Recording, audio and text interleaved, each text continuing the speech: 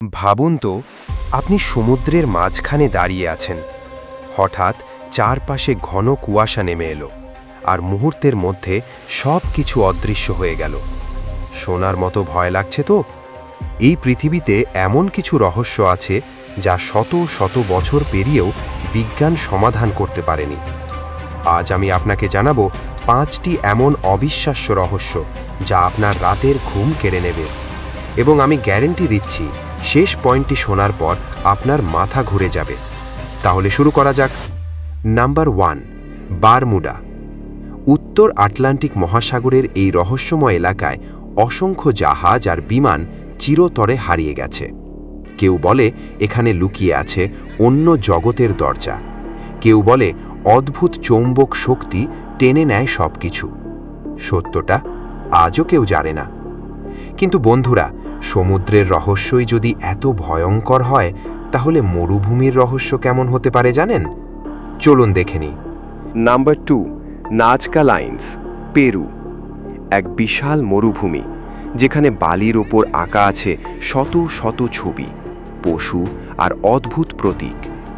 এগুলো এত বড় যে কেবল আকাশ থেকে দেখা যায়। এগুলো কে বানিয়েছিল, কেন বানিয়েছিল, কেউ জানে না। আর ভাবুন তো, আকাশ থেকে শুধু ছবি নয়, যদি শোনা যেত এক বিশাল রহস্যময় শব্দ, সেটা কেমন হতো? Number 3, the ব্লুপ sound.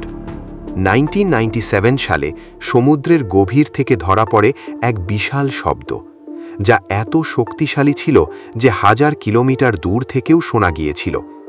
কেউ বলে এটি সমুদ্র দৈত্যের শব্দ, কেউ বলে প্রাকৃতিক ঘটনা। প্রমাণ কিছুই নেই।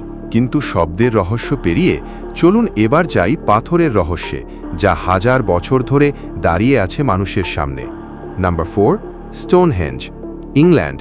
5000 বছরের পুরনো বিশাল পাথরের গঠন। সেই সময়ে এত বড় পাথর কিভাবে আনা হলো আর এত নিখুঁতভাবে সাজানো হলো, অমীমাংসিত রহস্য।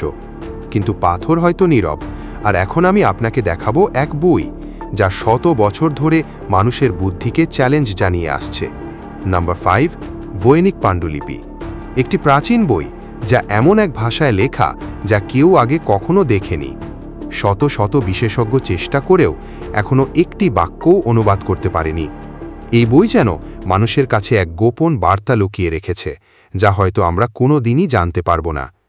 বন্ধুরা, পৃথিবী আসলেই রহস্যে ভরা। এই 5টির মধ্যে কোন রহস্যটি আপনার কাছে সবচেয়ে অবাক করা মনে হয়েছে? কমেন্টে লিখে জানান। ভিডিওটি ভালো লাগলে লাইক, শেয়ার এবং সাবস্ক্রাইব করতে ভুলবেন না।